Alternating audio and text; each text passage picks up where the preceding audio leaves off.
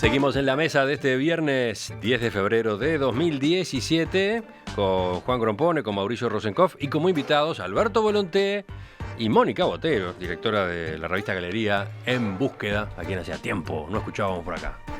¿Cómo era que estabas diciendo, Volonté? No, déjalo. Vamos a otro tema. Vamos. El martes de esta semana, Ricardo Gil Iribarne, experto antilavado, asumió como presidente de la Junta de Transparencia y Ética Pública. Junto a él estarán como vicepresidente el ex juez en lo penal Daniel Borrelli y Matilde Rodríguez Larreta como vocal. En el acto de asunción, Gil Iribarne valoró la buena posición que ocupa Uruguay en los índices internacionales de percepción de la corrupción, pero aseguró que eso no es un gran mérito.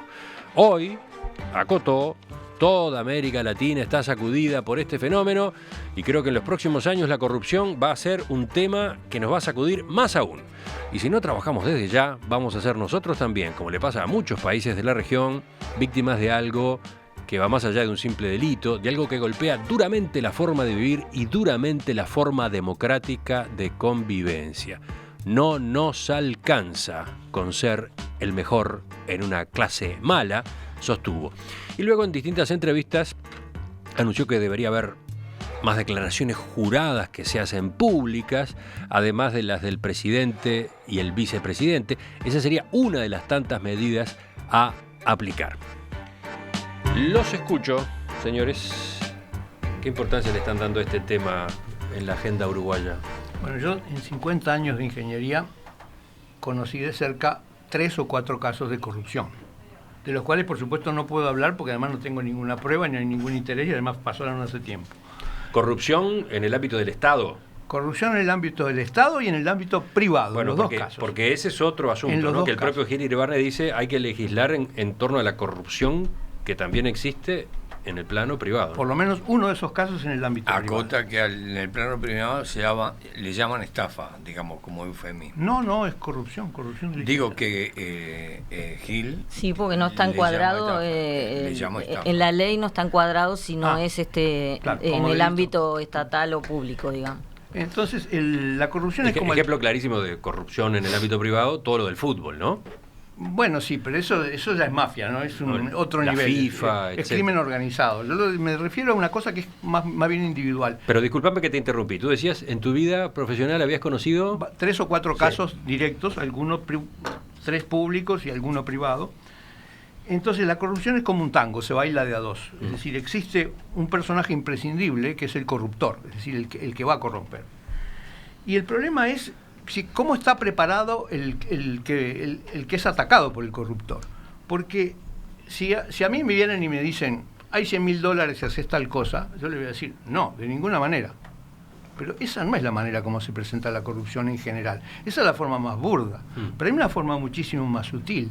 Es decir, si el corruptor, en lugar de ofrecerme $100.000, hace una cosa mucho más barata, que me invita a un seminario en las Bahamas, en un crucero, una semana, un crucero 5 estrellas, con pasajes de primera clase, para mostrarme la calidad del producto que me está ofreciendo y cosas por el estilo, me está comprometiendo, no me está comprando con $100.000, me está comprando con $15.000 o con $10.000. Y esa forma de corrupción es para la cual la gente no está preparada. Y entonces yo creo que nadie está a salvo de la corrupción, a menos que tenga una conciencia muy clara de lo barato que puede ser y lo fácil que puede ser corromper a una persona sin que se dé cuenta. Tú propones entonces crear cultura a propósito del problema de la corrupción. Porque la peor corrupción es la que nadie se da cuenta. Mónica, vamos contigo temprano, sí. Ahora no te dejo para el final. Bárbaro. Estoy totalmente de acuerdo con esto que dice Juan, excepto por una cosa. Yo creo que el personaje central en un acto de corrupción no es el corruptor, sino el destinatario del corruptor.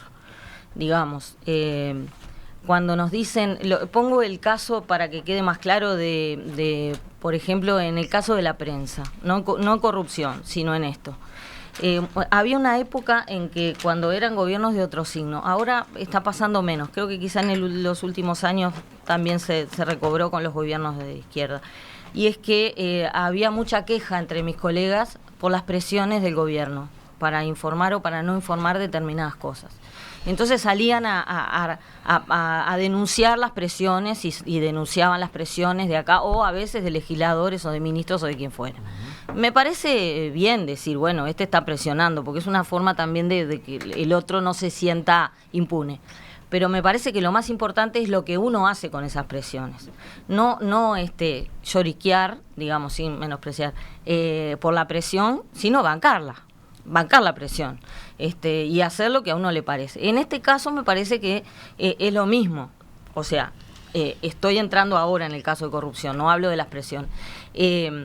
La persona que recibe, digamos, la invitación, o como dice Juan, yo trabajo en una revista donde eso está todos los días, porque es una revista de tendencias, donde las marcas les interesa estar, donde se da una visión, digamos, se da la visión positiva y simpática de la sociedad, está hecha para eso también es una forma de periodismo, y está hecho para eso. Cuando salió la revista nuestra, Arbilla nos dijo las malas noticias, que no se pueden cambiar ni modificarlas a búsqueda. Nosotros tratemos de ver las buenas noticias que se puedan dar, y eso es lo que hacemos. Ahora, eso implica que en esa cara linda todos quieren estar, y entonces a partir de ahí vienen un montón de ofrecimientos, invitaciones, un montón de cosas. Hay algunas que no necesariamente están destinadas a corrompernos a nada, y menos porque vienen a los periodistas que no tenemos incidencia en el área comercial, por suerte, gracias a Dios, y así es como debería ser en todos los medios. Pero digamos que esto viene a cuento de que es lo que hacemos nosotros con esas situaciones que se nos plantean, y creo que ahí él habla de corrupción pública y privada. Primero habría que definir bien lo que es corrupción.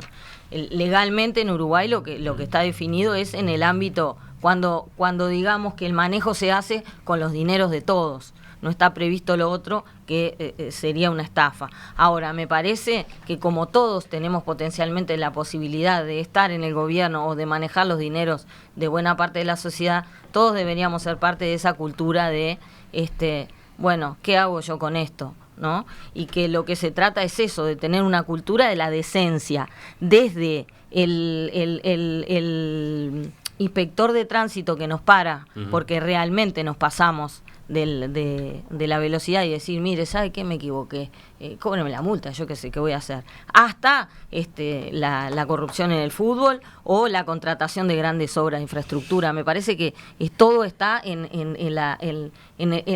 el ser una persona decente o no. Y esa es una cultura que hay que enseñar, ¿no? Dice uno de nuestros oyentes que los bajos índices de corrupción que muestra Uruguay son engañosos, o en otros países será aterrador, en fin, desconozco. En el interior de nuestro querido país es abrumadora la corrupción, tanto en gobiernos departamentales como oficinas públicas. Hay una forma de corrupción que se esconde detrás de la burocracia, es peligrosísima y difícil de detectar. En el interior es lo más común, añade el oyente. Acá hay algunos temas que debemos clarificar.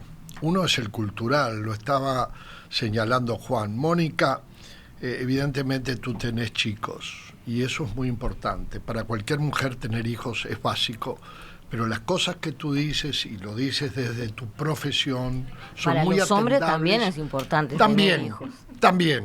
También, pero como también para los hijos tener padres, pero también decís cosas que son surrealistas. A mí no me digas que que te van a poner una multa y le decís, está muy bien, tiene que hacerlo, yo se lo pago, tiene razón.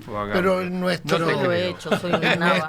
Debo ser una Mónica, nava porque lo he hecho. En nuestra sociedad en transformación, el rol de la mujer en la sociedad no se ha universalizado como todos desearíamos. Y tú por años, tu trabajo como periodista, tienes la capacidad de poder transmitir una transparencia que tiene que tener el periodismo, que me encantó, y por lo tanto me encanta que lo digas, porque también es un compromiso con los hijos, vale decir, las futuras generaciones.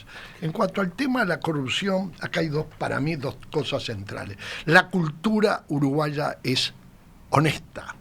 Nosotros tenemos una cultura de una gran tradición de honradez. Y eso hay que decirlo con todas las letras, porque quien ha tenido la suerte o no tanta suerte de vivir en otros países, sabemos que en la cultura, en la vida diaria de esa sociedad, no se traduce en una concepción honrada al toque, como dicen los muchachos, al toque.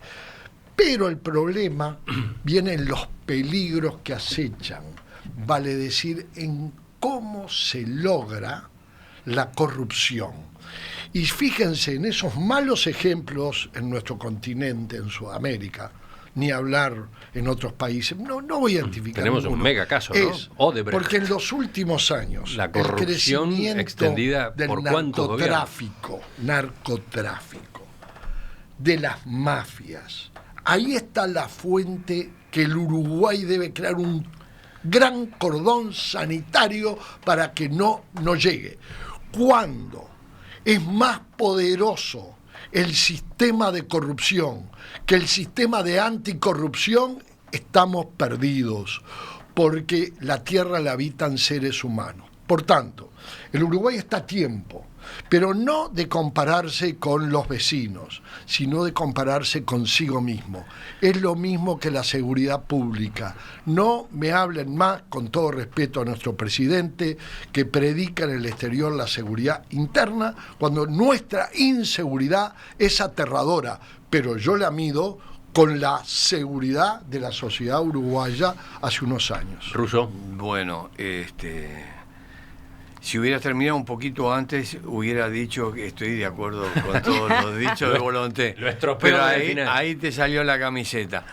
Pero me parece, estoy no de acuerdo. Camiseta? Pero muchos tienen camiseta. yo la llevo en la piel. Bueno, dale. Vamos a ver qué pasa mañana. Creo que nos pasa algo que pasa también en la sociedad. Es decir, digamos, nosotros tomamos con fricción a veces estadísticas que vienen y pruebas donde estamos penúltimo o andamos mal, y entonces ahí nos sentimos que todos somos uruguayos y tenemos para criticar. Pero acá hay una referencia que es importante, digamos, los grados de corrupción de los países que nos rodean y estar mejor que ellos, pero es una virtud, es lo que decía Volonté, hay una tradición. Digamos, si uno ve que Botnia finalmente se instala acá porque Busti en la Argentina le pedía una comisión que llegaba casi al 50% de la inversión, da una pauta. Es decir, eso nos hace creíble y facilita de alguna manera la inversión. Digamos, por eso en este recorrido que se está haciendo pasa eso. Pero hay alguna cosa que no estuvo presente y yo quiero decirla, que para mí es una tranquilidad esta comisión que se ha creado, porque una vez más la tertulia produce gente que adquiere rango en comisiones y en candidaturas fundamentales. Ahí está Matilde Rodríguez Larreta, nuestra entrañable tertuliana. Bien, Rosito.